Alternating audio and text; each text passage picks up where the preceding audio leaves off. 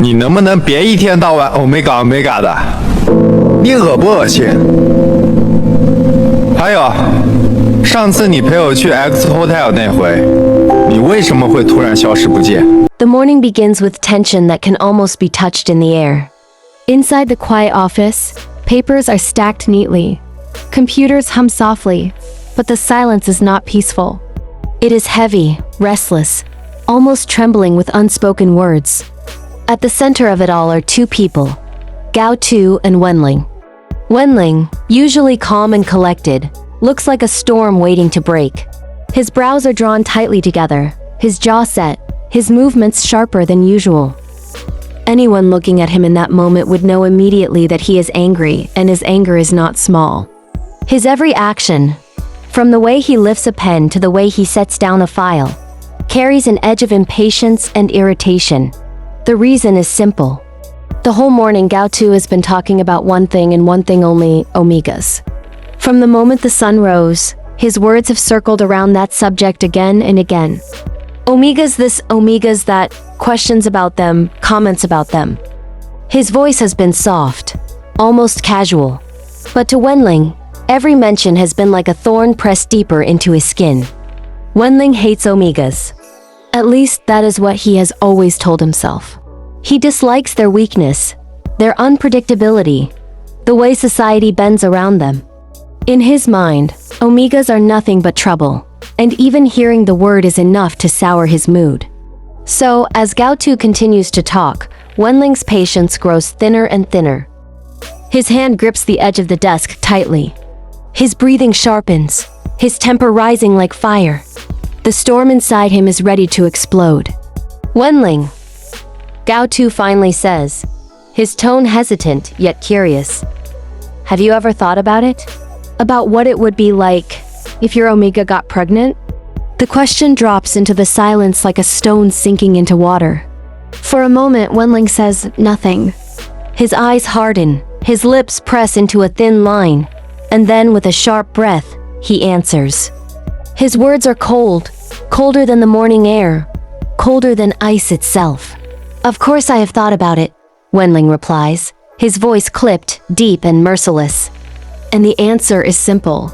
If an omega of mine got pregnant, I would get rid of it. Without hesitation, the room falls silent. Gao Tu freezes, his face draining of color, his fingers curling so tightly around the pen in his hand that it nearly snaps. His chest rises and falls too quickly. His eyes flicker, and for a moment, it feels as though the world has stopped. Those words cut deeper than any knife. Wenlang has no idea what he has just done, no idea what truth lies behind Gao Tu's question. Because Gao Tu was not asking out of curiosity, not teasing, not making conversation. He asked because he is carrying a secret. He is pregnant. Inside Gao Tu, panic rises like a flood. His heart beats violently against his ribs, his chest feels tight, his vision blurs. The words echo in his head, over and over, merciless and loud. Get rid of it. Get rid of it. Get rid of it. Each repetition feels heavier, each one sinking deeper into his heart. Without thinking, his hand drifts toward his stomach, trembling slightly as it rests there. A life is growing inside him, fragile and new. So small yet so significant. And Wenlang, the man who holds his heart, has just said that such a life should be destroyed without hesitation. The fear that coils around him is unbearable, twisting tighter with every breath. But Gao Tu cannot show it. He cannot reveal the truth.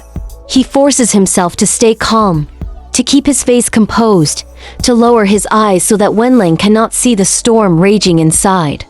He cannot let him know, not now, not like this. His heart pounds with fear, with pain, with an ache so deep it makes his whole body tremble. Wenlang, meanwhile, believes he is only answering a simple question. In his mind, Gao Tu is merely being annoying, circling back to the same topic to irritate him. He thinks nothing of his own words, not realizing that every syllable has struck at the deepest part of Gao Tu's soul. What feels like nothing to him is everything to Gao Tu. As the day goes on, Wenlang's temper grows worse. Every time Gao Tu tries to speak, he cuts him off. Every time Gao Tu looks his way, he frowns, his irritation clear on his face. At last, his patience snaps. Enough about omegas. Wenlang slams a file onto the desk, the sound sharp in the quiet office. His eyes narrow dangerously.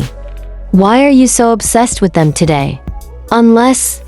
His gaze sharpens further, his voice filled with suspicion. Unless you're dating one. The accusation burns in the air, heavy and biting. Gao Tu's eyes widen in shock. What?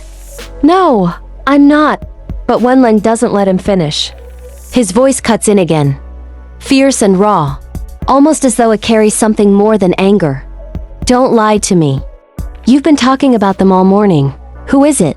Which omega is it? There is an edge to his voice, not only fury but something else buried beneath it. Something closer to jealousy. But Gao Tu cannot even think about that. His mind is still stuck on Wenlang's earlier words, the cruel sentence that shattered him inside. Get rid of it! His throat closes up. His eyes sting with unshed tears. He wants to scream, to fight, to tell Wenlang the truth. That it is not another omega. It is not anyone else. That the secret is his own body, his own heart, his own child. But fear traps him in silence. Fear of rejection, fear of being cast aside, fear of losing everything he has. So Gao Tu lowers his gaze. He says nothing. The silence stretches, heavy and suffocating. Wenlang mistakes it for guilt, for proof that his suspicions are correct. He convinces himself that Gao Tu must be hiding something, that there really is another omega somewhere. He does not see the truth. He does not see the trembling in Gao Tu's hands, the fear in his eyes, the weight crushing his heart. That night, when the office is quiet and the lights of the city glow in the distance, Gao Tu makes a decision. He cannot stay. He cannot sit across from Wenlang every day, carrying his child in secret, hearing his cold words, watching his anger grow. He cannot risk what will happen if Wenlang ever finds out.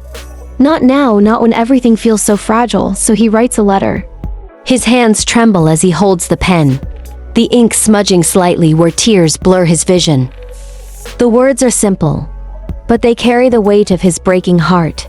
Wenlang, I am grateful for everything, but I cannot continue like this. Please accept my resignation. When he finishes, his hand lingers on the page for a long time.